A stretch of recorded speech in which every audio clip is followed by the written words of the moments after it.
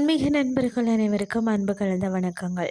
இன்றைக்கு நாங்கள் ஆன்மீகம் சம்மந்தமான பதிவில் என்ன விடயம் பார்க்க போகிறோம் அப்படின்னு சொல்லி பார்த்தீங்கன்னா, வேலை கிடைக்க ஞாயிற்றுக்கிழமை வழிபாடு செய்யணும், என்ன வழிபாடு எப்படி செய்கிறது அப்படின்றத பற்றி தான் நாங்கள் இன்றைக்கு ஆன்மீகம் சார்ந்த பதிவில் பார்க்க போகிறோம். நிறைய பேர் படித்த படிப்புக்கு சம்பந்தம் இல்லாமல் வேலை செய்வார்கள். சில பேருக்கு வேலை கிடைக்காது, சில பேர் இஷ்டம் இல்லாமல் தான் வேலை செய்வார்கள். சம்பளம் இல்லாமல் வீட்டில் திட்டு வாங்கி கொண்டே தண்டச்சோறு என்ற பட்டத்தையும் பெற்று சோம்பரி என்ற பட்டத்தையும் பெற்று வாழ்வதற்கு படாத பாடுபடுவார்கள் என்று தான் சொல்லணும். இப்படியெல்லாம் வார்த்தைகள் எல்லாம் சொல்லலாமா அப்படின்னு சொல்லி கூட இருந்தாலும் இந்த வார்த்தைகளை வாங்கி கொண்டு வாழ்க்கையில் கஷ்டப்படுபவர்களுக்கு தான் இந்த பதிவோ ஒரு நல்லதை செய்யணும் அப்படின்னு சொல்லி என்பதற்காகத்தான் புரியும்படி சொல்லப்பட்டுள்ளது. உங்களுக்கு அவ்வளவு கஷ்டம் வேலை இல்லாததால் நீங்கள் கஷ்டப்படுபவர்களாக இருந்தாலும் நாளைய தினம் பார்த்தீங்கன்னு சொன்ன இந்த வழிபாட்டை நீங்கள் செய்து பாருங்கள். நாளை வரக்கூடிய ஞாயிற்றுக்கிழமை என்று மட்டும் கிடையாது, வேலை கிடைக்கும் வரை வரக்கூடிய ஒவ்வொரு ஞாயிற்றுக்கிழமையும் நீங்கள் இந்த வழிபாட்டை விடாமல் செய்தீங்கன்னு சொன்னால் உங்களுக்கு தகுதிக்கு ஏற்ற வேலை, படிப்புக்கு ஏற்ற வேலை, கை நிறைய சம்பளத்தோடு மன நிறைவான வேலை கிடைக்கும். அதுலேயும் எந்த சந்தேகமும் கிடையாது. ஞாயிற்றுக்கிழமை காலமாக பார்த்தீங்கன்னா 6 மணிக்கு நீங்கள் சூரிய உதயம் ஆகும் சமயத்தில் தான் அந்த சூரியனை பார்த்து சூரிய நமஸ்காரம் கட்டாயம் நீங்கள் செய்யுங்கள். பிறகு வீட்டுக்கு பக்கத்தில் இருக்கக்கூடிய சிவன் கோயிலுக்கு செல்லுங்கள். அந்த சிவன் கோவிலில் நவக்கிரக சன்னிதானம் கட்டாயம் இருக்கும். பழமையான சிவன் கோவில் இருந்தால் நவக்கிரக சன்னிதானம் இல்லாமல் இருக்காது. முதல்ல சிவன் கோவிலுக்கு போயாச்சு, அங்கே இருக்கக்கூடிய விநாயகரை முதல்ல நீங்கள் வணங்கணும். முழுமுதற் கடவுள் அவரை வணங்கி விட்டதுக்கு பிறகு நீங்கள் தொடங்கும் வழிபாட்டு காரியங்களை எந்த தடையுமே வராது. அதன் பிறகு அங்கே இருக்கக்கூடிய சூரிய பகவானுக்கு 5 தீபங்கள் ஏற்றுங்கள். நல்லெண்ணெய் ஊற்றி நீங்கள் திரி போட்டு தீபம் ஏற்றுங்கள்.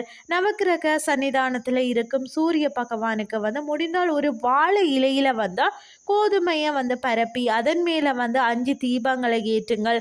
அதெல்லாம் முடியாதுன்னு சொன்னால் பரவாயில்ல, வெறும் மண் நகல் விளக்கிலேயே நீங்கள் நல்லெண்ணெய் ஊற்றி தீபம் ஏற்றி வைக்கலாம். உங்கள் பெயரை சொல்லி சூரிய பகவானுக்கு ஒரு அர்ச்சனை செய்து கொள்ளுங்கள். அதன் பிறகுதான் சிவபெருமானை நீங்கள் தரிசனம் செய்யணும். சிவபெருமானை தரிசனம் செய்து அங்கேயும் உங்கள் பெயரை சொல்லி அர்ச்சனை செய்து கொள்ளுங்கள். சிவபெருமானுக்கு உங்களால் முடிந்த பொருட்களை நீங்கள் வாங்கி கொடுக்கலாம். வெற்றிலை, பாக்கு, பூப்பழம், தேங்காய் இல்லது வில்வ இலை, இப்படி எந்த பொருள் நீங்கள் வாங்கி கொடுக்க முடியுமோ அதை நீங்கள் வாங்கி கொடுக்கலாம்.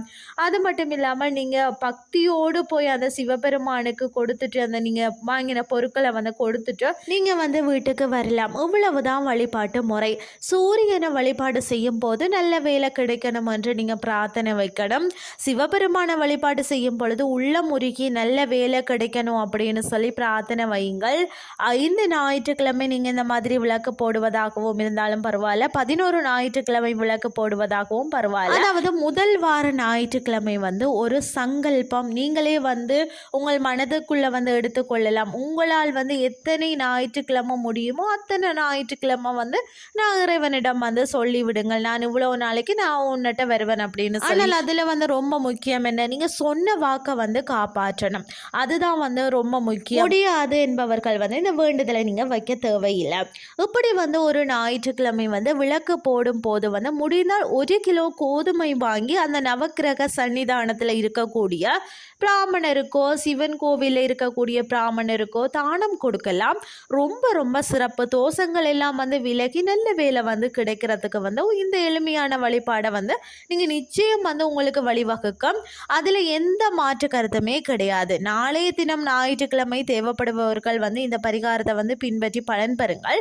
இல்லை இந்த ஞாயிற்றுக்கிழமைங்களால் செய்ய முடியலைன்னு சொன்னால் நீங்கள் அடுத்த ஞாயிற்றுக்கிழமை கூட இந்த வழிபாட்டு முறையை செய்யலாம். தொடர்ச்சியாக 11 முறை இல்லாட்டிக்கு உங்களுக்கு விரும்பின மாதிரி நான் சொல்லிக்கிறேன். இன்றைய ஆன்மீகம் சார்ந்த பதிவு உங்களுக்கு பிரயோசனமாக அமைஞ்சிருக்கும் அப்படின்னு சொல்லி நான் நம்புகிறேன். இதே மாதிரி இன்னும் மற்றொரு ஆன்மீகம் சார்ந்த பதிவோடு உங்களை சந்திக்கிறேன். நன்றி.